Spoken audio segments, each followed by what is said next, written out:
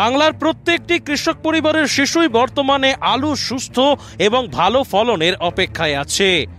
আলু নির্ভর গ্রাম বাংলায় এখন চোখ মেললেই দূর দূরান্ত পর্যন্ত দেখা যায় শুধু আলুর গাছ।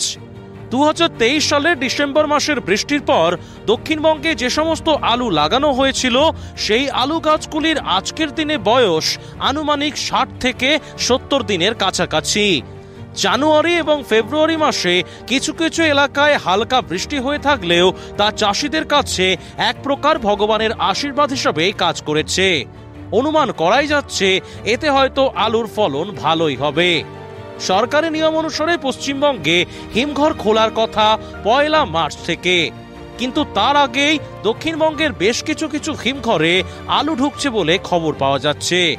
আর এতেই দুশ্চিন্তার ভাঁজ কপালে পড়ছে আলু সংরক্ষণকারীদের। পশ্চিম মেদিনীপুর জেলার শ্রীনগরের খান কোল্ড স্টোরেজ, পূর্ব বর্ধমান জেলার ইটলা এলাকার সোমনাথ কোল্ড স্টোরেজ, হুগলির সিঙ্গুরের Mallick cold storage, Ratanpur cold storage, Hooghly জেলার চুচুড়া কোল্ড স্টোর, পুরসুরা এলাকার শ্রীকৃষ্ণ কোল্ড স্টোরেজ তৎসহ দক্ষিণবঙ্গের অধিকাংশ কোল্ড স্টোরেই নিয়ম ভেঙে আলু লোড হচ্ছে বলে সূত্র মারফত খবর উঠে আসছে। চলতি বছর অর্থাৎ 2024 সালে নিয়ম ভেঙে প্রথম বাংলায় স্টোরে আলু জমা নেওয়ার অভিযোগ ওঠে বর্ধমানের অম্বিকা কালনার বাগনাপাড়া হিমঘরের বিরুদ্ধে গত 18 ফেব্রুয়ারি 2024। কিন্তু কালনা আলু ব্যবসায়ী সমিতির কানে খবর যেতেই তৎক্ষণাৎ আলু ব্যবসায়ী সমিতির তরফ থেকে ওই হিমঘরে আলু জমা নেওয়ার ওপর স্থগিতাদেশ জারি করা হয়। যে কোনো ঘটনার পেছনেই খারাপ দিক এবং ভালো দিক দুই থাকে। এক্ষেত্রে অগ্রিম হিমঘর খোলার ক্ষেত্রে খারাপ দিক এবং ভালো দিক দুই রয়েছে। প্রথমেই অগ্রিম হিমঘর খোলার খারাপ দিকটা একটু আলোচনা করা যাক। 2022 সালে ফেব্রুয়ারির মাঝামাঝি সময়ে স্টোর খোলার ফলে অনেক অপরিপক্ক আলু এসে লোড হয়েছিল, যার ফলে আনলোডিং টাইমে সেই অপরিপক্ক আলু বিক্রির ক্ষেত্রে সমস্যা দেখা দিয়েছিল। অনেকেই বর্তমানে কটাক্ষ করে বলছেন এই মুহূর্তে যদি পশ্চিমবঙ্গে হিমঘরে অপরিপক্ক আলু এসে লোড হয় তাহলে আগামী দিনে সেই আলু বিক্রি করতে 2022 সালের মতোই সমস্যার সম্মুখীন হতে হবে আলু সংরক্ষণকারীকে। দ্বিতীয়ত, সেই সমস্ত স্টোর মালিকরা তাহলে কি দোষ করলো যারা বর্তমানে এখনো স্টোরে আলু নেওয়া শুরুই করলো না? তারা হয়তো মনে মনে এটাই ভাবছে যে যারা এখন অগ্রিম স্টোর খুলে রেখেছে তাদের স্টোরটি হয়তো আগেই ভর্তি হয়ে যাবে। অগ্রিম স্টোর খোলার তৃতীয় তথা সব থেকে খারাপ দিক যেটা সেটা হলো যে সমস্ত হিমঘর মালিক সমিতির এবং সরকারের বিরুদ্ধে গিয়ে স্টোরে আলু জমা করছে তারা সমিতিতে থেকে সমিতিকে অবমাননা করেছেন, যার ফলে একটা বড়সড় বিপদের খাড়া ঝুলছে তাদের মাথায়। এবার আসুন হিমঘর খোলার ভালো দিক নিয়ে একটু আলোচনা করা যাক। পজিটিভ দিক বলতে শুধু একটি দিক উঠে আসছে, সেটি হলো এবছরের শুরু থেকে সারা ভারতে গুজব উঠেছিল বাংলায় এবছর আলুর ফলন কম হবে, অর্থাৎ স্টোর ফুল হবে না। এমতাবস্থায় যে সমস্ত স্টোর মালিকরা এখন বর্তমানে আলু নিচ্ছেন তাদের স্টোর হয়তো একটু আগেই ভর্তি হয়ে যাবে বলে অনুমান করা হচ্ছে। আপনারা প্রত্যেকেই জানেন গত 21 ফেব্রুয়ারি 2024 হুগলি জেলার তারকেশ্বরে West Bengal cold storage association এবং পশ্চিমবঙ্গ প্রগতিশীল আলু ব্যবসায়ী সমিতির রাজ্য কমিটির একটি দ্বিপাক্ষিক বৈঠক হয়। সেদিন দুই সংগঠনের তরফ থেকে আমাদের চ্যানেলের মাধ্যমে সাফসাফ জানিয়ে দেওয়া হয়েছিল এবছর 1 মার্চের আগে পশ্চিমবঙ্গে কোনোভাবেই হিমঘর খুলবে না বা খোলা চলবে না। দক্ষিণবঙ্গের হিমঘরের একাংশ যে বহাল তবিয়তে বর্তমানে আলু জমা করছে তার খবর কি কানে এসেছে হিমঘর মালিক সংগঠনের রাজ্য কমিটির? যদি তাদের কানে এসে থাকে তাহলে তারা অগ্রিম হিমঘর খোলার বিরুদ্ধে কি ব্যবস্থা নিচ্ছে বা এই বিষয়ে পশ্চিমবঙ্গের হিমঘর মালিক সংগঠনের কি পদক্ষেপ নেওয়া হবে? চলুন এখন সরাসরি শুনে নেব ওয়েস্ট বেঙ্গল কোল্ড স্টোরেজ অ্যাসোসিয়েশনের চেয়ারম্যান সুনীল রানার কাছ থেকে। সুনীল বাবু নমস্কার। হ্যাঁ নমস্কার। সুনীলবাবু, অবৈধভাবে আমাদের পশ্চিমবঙ্গে হিমঘর খুলছে 1 মার্চের আগে, খবরটা কি আপনাদের কানে এসেছে? হ্যাঁ, এ তো আমাদের কাছে এটা খবর হয়েছে। আমরা তো ধরুন সরকারি নিয়ম এবং আমরাও ব্যবসায়ী সমিতি এবং আমরা প্রগতিশীল আলু ব্যবসায়ী সমিতি এবং আমরা 21 তারিখে হুগলি জেলায় বসে আমরা যৌথ সিদ্ধান্ত নিলাম যে সরকারি নিয়ম অনুসারে আমাদের মার্চ থেকে আলু নেওয়া শুরু হতে পারে। কোল্ড স্টোরেজ মালিকরা সেই মতোই আলু নেওয়ার জন্য কোল্ড স্টোরেজ খুলবেন, এটা আমরা সিদ্ধান্ত করেছি। হ্যাঁ, কিন্তু দেখা যাচ্ছে যে সব জেলাতেই কিছু কিছু কোল্ড স্টোরেজ তারা ওই 21-22 তারিখ থেকেই মানে 23-24 তারিখ থেকেই খুলতে শুরু করেছেন। যে যার মতো খুলতে শুরু করেছেন। তাতে কি বার্তা যাচ্ছে জানি না। আমরা যে কারণে বসেছিলাম যে আমাদের আলু যেটা আমরা স্টোরজাত করব, হিমঘরজাত করব, সেটা কি কারণে করছি সেটারই তো একটা বিপক্ষে চলে যাচ্ছে। কারণ হচ্ছে আমরা চাইছি উন্নত মানের আলুটা স্টোরিং করব, যেটা পরিপক্ক আলু হওয়া উচিত। তার নির্দিষ্ট সময়ে সে মাটির নিচে সে পরিপক্ক আলু হবে, তবে আমরা সেই আলুটা রাখবো। তাতে আমরা দেখতে পাচ্ছি যে আমাদের রাজ্যের যা প্রোডাকশন তার তো 30% অ্যাভারেজ, আমি বলছি না কত, 30% আলু আমাদেরকে অন্য রাজ্যে সেল করতে হয়।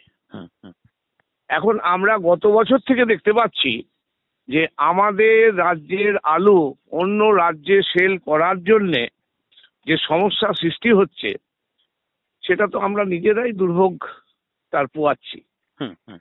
কারণ আজও এবছরও গত বছরে আমাদের কোল্ড স্টোরেজ ভরেছিল 87% ইত্যাদি একটা আমাদের রিপোর্ট আছে। সেখানেও ফেব্রুয়ারি মাস পর্যন্ত আমাদের মেদিনীপুর জেলাতে আলু ছিল, অন্যান্য জেলাতেও ছিল। তাহলে এর ফলে কি হচ্ছে আমার মনে হয় যে অন্য রাজ্যের যে বাজার, সে বাজারটা আমরা অনেকটাই হারিয়ে ফেলেছি। তার কারণ গুণগত মানসম্পন্ন আলু আমরা রাখছি না। অন্য রাজ্যের আলুর কোয়ালিটি অনেক ভালো, সেই জন্য তাদেরটা আগে বিক্রিত হচ্ছে অন্য রাজ্যে, আমাদেরটা লেটে বিক্রি হচ্ছে। এই বিষয়গুলো না বুঝে যদি আমরা খুলতে আপনার যে প্রথম কোশ্চেন আপনাদের মাধ্যমে আমরা সেদিন তো জানিয়েছিলাম, ইন্ডিয়া পটেটোর মাধ্যমে আমরা জানিয়েছিলাম, প্রত্যেককেই জানিয়েছিলাম, আলু ব্যবসায়ী সমিতি এবং কোল্ড স্টোরেজ মালিক আমরা নিজেরা বসে সিদ্ধান্ত নিয়েছিলাম যে বার্তাটা সকলের কাছে দিই, আপনারা সেই বার্তাটা দিয়েওছেন। কিন্তু ভাই এরপরে যদি কেউ খোলেন, নিজেকে অত্যুৎসাহী, নিজেকে অতি বুদ্ধিমান মনে করে খোলেন, তাহলে তো আমাদের কিছু করার নেই। কারণ আমাদের তো সেই রকম কোনো সংগঠনেরই আমরা তো নিজেরা কোনো নিতে পারি না, মানে এর জন্যে আমরা নিজেরা কোনো সিদ্ধান্ত নিতে পারি কি কোনো বলবৎ করতে পারি না। এইটাই আমাদের অসুবিধা। সুতরাং যারা আলু রাখছেন তারা যদি এটা না বোঝেন বা কোল্ড স্টোরেজ মালিকরা না বুঝে খোলেন নিজের স্বার্থ সিদ্ধি করার জন্যে, এটা আমি তো বলবো খুবই অন্যায় কাজ করছেন। সামগ্রিকভাবে তারা রাজ্যের ক্ষতি করছেন, সামগ্রিকভাবে এই ইন্ডাস্ট্রির ক্ষতি করছেন, সামগ্রিকভাবে আমাদের রাজ্যের আলুর মান দিনকে দিন খারাপ হয় তাতে পরিণত করছেন। একদমই তাই। তো এর বিরুদ্ধে আপনাদের কোল্ড স্টোর অ্যাসোসিয়েশন কি পদক্ষেপ নিচ্ছে বা নিতে পারে বলে অনুমান করছেন? দেখুন, এই পদক্ষেপের কথা আমরা তো নিজের হাতে আইন তুলে নিতে পারি না। না, আমরা সরকারকে জানাবো। সরকারেরও একদম স্পেসিফিক নির্দেশ আছে যে মার্চ টু নভেম্বর আলু রাখতে হবে। তো মার্চ কবে? মার্চ তো দেরি আছে এখনো। একদমই তাই। তো এই পরিস্থিতি তখন দেখা যায় যে অপরিপক্ক আলু, আপনার প্রথমের উত্তরের লাইন ধরেই বলছি, অপরিপক্ক আলুটা স্টোরে আসে। তো এখন ধরুন যারা আলু নিচ্ছে, তাহলে তাদেরকে আপনারা সমিতিগত দিক থেকে কি বলবেন আমার এই প্রতিবেদনের মাধ্যমে? আমি তো আপনার মাধ্যমেই বলবো, তারা যে কাজটি করলেন এত কিছু আলোচনার পরে, সেটা না করলেই পারতেন। অন্তত করে দেখাক যে রাজ্যের আলুর মান, গুণগত মানটা ডেভেলপ করছে। এটা না করলে কখনোই ডেভেলপ করতে পারবো না, কোনো বছরই পারবো না। আর এখন ধরুন শুনুন, সেই একটা কথা আছে না, সেই মুখ গুজে থাকলে কি হবে? হ্যাঁ, সবাই ভাবছে কেউ দেখতে পায়নি, হ্যাঁ, আমি তো আমার খুললাম, আমি হিরো, আমাকে এখানে কেউ বলার কেউ নেই, হ্যাঁ, আমি খুললে কে কি করবে, এটা ভাবা খুব অন্যায়। অন্যায়। হ্যাঁ, তিনি সমস্ত সমস্ত অ্যাসোসিয়েশনের বা যে আমরা কাজ করি সব কিছু ভোগ করছেন। হ্যাঁ, সব কিছু ভোগ করে বুঝতাম যে তিনি নিজের মতো চলতে পারছেন, সরকারি যা ভাড়া আছে ভাড়ার কমেও তিনি তো স্টোর চালাচ্ছেন অনেকেই, হ্যাঁ, সমস্ত কিছু বেনিফিট দিচ্ছেন অ্যাসোসিয়েশনের, কেন এই কাজগুলি করছেন সেটাই বোঝা উচিত। আর তাহলে যারা নিয়ম মেনে 1 মার্চের জন্য অপেক্ষা করছে, মানে 1 মার্চ থেকে স্টোর খুলবে, মানে সমিতির সিদ্ধান্তকে মান্যতা দিচ্ছে, সরকারকে মান্যতা দিচ্ছে, তাদেরকে কি বলবেন? তাদেরকে তো ধন্যবাদ জানাবো, বেশিরভাগ কোল্ড স্টোরেজ মালিক সেটাই পালন করছেন, আর খুব কম সংখ্যক 2-4% এটা করছেন, তারা ক্ষতি করছেন ইন্ডাস্ট্রির পক্ষে, এবং কৃষকদেরও ক্ষতি করছেন, কারণ আগামী দিন ভালো উন্নত মানের চাষ তারা করতে পারছেন না এইসব আমাদের কুকর্মের জন্য। একদমই তাই। তো থ্যাংক ইউ সুনীল বাবু, অসংখ্য ধন্যবাদ এই ওভার টেলিফোনে আপনাদের মাধ্যমে আমরা চাইবো আপনাদের মাধ্যমেই মানুষের কাছে বার্তা যাক, তারাও একটু ভাবুক, ভাবনার জায়গায় তাদের একটু ঠক্কর খাক আমাদের বার্তাটা। আর যদি ভাবেন নিজেই সব করতে পারবো তাহলে তো খুব ভুল ভাবছেন তিনি। ধন্যবাদ আমাকে বিষয়ে 2-4 কথা বলার জন্য, সুযোগ করে দেওয়ার জন্য ইন্ডিয়া পটেটো সাংবাদিককে। মিস্টার চ্যাটার্জি আপনি না? হ্যাঁ, রামকমল। আপনাকে ধন্যবাদ। এতক্ষণ শুনলেন ওয়েস্ট বেঙ্গল কোল্ড স্টোরেজ অ্যাসোসিয়েশনের চেয়ারম্যান সুনীল রানার বক্তব্য। এবার আসুন দেখে নেই অগ্রিম হিমঘর খোলার বিষয়ে কি বলছেন পশ্চিমবঙ্গ প্রগতিশীল আলু ব্যবসায়ী সমিতির রাজ্য সভাপতি বিভাস দে। বিভাসবাবু নমস্কার।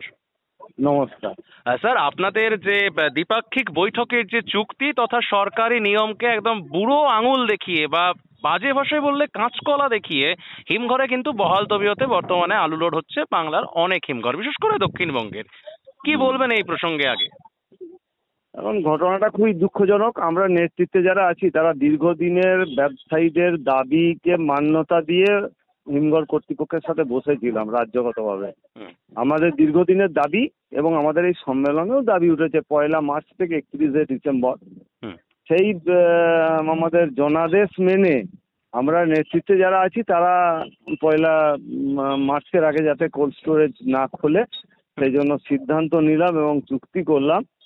কিন্তু আমাদের যারা ব্যবসায়ী তারাও আমাদেরকে তোয়াক্কা না করে ওই আপনি এক কথায় যেটা বললেন সেইভাবেই আচরণ করে তারা স্টোরে আলু ফেলতে আরম্ভ করলো। এখানে একটা সবিনয় নিবেদন আমাদের আছে যে সরকারি আইন আছে, আমাদের হিমঘর যাদের অ্যাসোসিয়েশন আছে তারা রাজ্যগতভাবে সহমত, আমরা ব্যবসায়ীরা নেতৃত্ব সহমত। তাহলে যদি ওই 500টা কোল্ড স্টোরেজের মালিকদেরকে নিয়ন্ত্রণ করা না যায় তাহলে আমি এই কয়েক হাজার বা কয়েক লক্ষ ব্যবসায়ীকে বা চাষিদেরকে আমরা কিভাবে কন্ট্রোল করব? এই জায়গাটায় আমরা অপারগ হয়ে গেছি।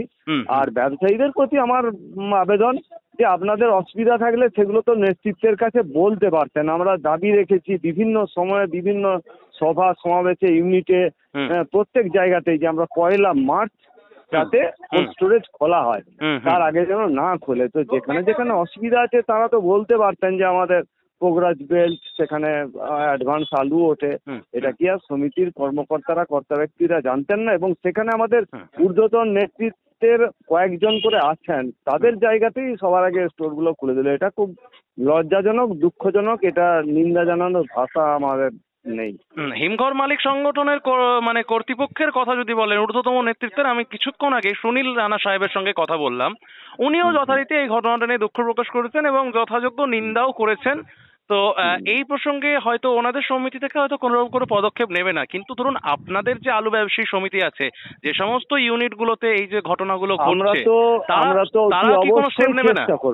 আমরা অতি অবশ্যই তাদেরকে জানিয়েছি এবং সেখানে আমাদের তো জেলা বা রাজ্য নেতৃত্ব আছেন, এই সব জায়গাতেও খুলেছে। আমরা এগুলো পর্যালোচনা হবে আমাদের আগামী 2 তারিখ পদাধিকারী গঠনের যে রাজ্যের সভা আছে সেখানে এই বিষয়গুলো আলাপ আলোচনার মাধ্যমে আনা হবে। কেননা এতে কি হয়, একটা ফসলের খুব দুঃখজনক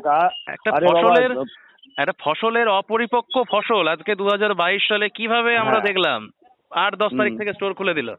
খুব মানে স্টোর কর্তৃপক্ষ যারা স্টোর খুললেন তারা যখন 30শে নভেম্বর পেরিয়ে একদিন হলেই তারা ভাড়া দাবি করেন, আবার ডিসেম্বর পেরিয়ে জানুয়ারি ঢুকলেই আবার ভাড়া দাবি করেন, এবং সেটা নিয়েওছেন অনেক জায়গাতে। আমরাও দেখেছি খরচ আছে। তাহলে কি ওই ফেব্রুয়ারি 8-10 তারিখ থেকে যারা আলু নিতে আরম্ভ করলেন তাদের কি স্টোরগুলো কি জলে চলে না তাদের কোনো খরচা নেই?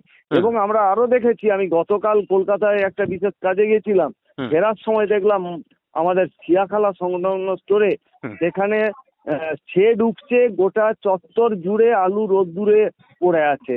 তাহলে তার যে ক্ষয়ক্ষতি হবে তার দায়ভারটা কে নেবেন? তাদের তো দায়ভারটা সংরক্ষণকারীদের বহন করবে। কটা পয়সার মুনাফার লোভে এবং স্টোর ভর্তির দোহাই দিয়ে চাষিদের বা সংরক্ষণকারীদের এই ধরনের ক্ষয়ক্ষতি করার এখতিয়ার আছে কিনা আমার জানা নেই। আমি আপনাদের চ্যানেলের মাধ্যমে সরকার বাহাদুরের কাছে আবেদন জানাবো। আমরা যদিও মার্কেটিং ডিপার্টমেন্টকে জানিয়েছি, তবুও তারা বলছেন যে কিছু কিছু কোল্ড স্টোরেজ আছে যারা লাইসেন্স রিনিউ করেন, যারা ইন্স্যুরেন্স কাটেন না, কেন এদের বিরুদ্ধে সরকারিভাবে ব্যবস্থা নেওয়া হয় না? সেখানে কোনো ক্ষয়ক্ষতি হয়ে গেলে তার দায়ভারটা কে নেবে? সরকারি প্রশাসন আছে, তাদের হাতে ক্ষমতা আছে, আইন আছে, আমাদের হাতে তো কিছু নেই। তবুও আমরা চেষ্টা করছি সংগঠিতভাবে এটা কিভাবে রোখা যায় বা কিভাবে কি করা যায় এসব নিয়ে আমরা আগামী শনিবার যে রাজ্য কমিটির বৈঠক আছে সেখানে আলাপ আলোচনা করে বিগত কয়েকদিন আগে আমরা দেখলাম যে একটি হুগলির সম্ভবত রামমোহন কোল্ড স্টোর, শুনছিলাম নাকি যে ওখানেতে নাকি যে আলু নাকি অবাধেই চুরি হয়ে যায়, বা অনেক হিমঘরে দেখা যায় আলু পচে গেলে তার দায় হিমঘর নিতে চায় না। তাহলে এক্ষেত্রে অপরিপক্ক আলু হিমঘরে নিচ্ছে, এই যে ঘটনাটা আপনারা সত্যি নিন্দা প্রকাশ করছেন, তাই তো? একদম নিন্দা জানানোর ভাষা নেই। ধরি মাছ ভাবের ঘরে চুরি হচ্ছে, আমরা মুখে বলছি এক আর পেছনের দরজা দিয়ে করছি আর এক রকম কাজ। এটা মেনে নেওয়া যায় না। আবার আমাদের তদন্ত উঠে আসছে যে বেশিরভাগই হয়তো আলু চাষিরাই হয়তো আলুটা রাখছে বর্তমানে, তো তাদেরকে তাহলে কি বলবেন? এখন ব্যবসায়ীরাও রাখছে অনেকে। স্টোর মালিকরা যদি তাদের স্টোর গুলোকে নিয়ন্ত্রণ করতে না পারে না, একটা স্টোরের একজন মালিক, কিন্তু সেখানে মানে কয়েক শত বা কয়েক হাজার ব্যবসায়ী আছেন, চাষি আছেন, সংরক্ষণকারী আছেন। যদি একজনকে নিয়ন্ত্রণ করা না যায় তাহলে আমরা এই এতজনকে নিয়ন্ত্রণ করব কিভাবে?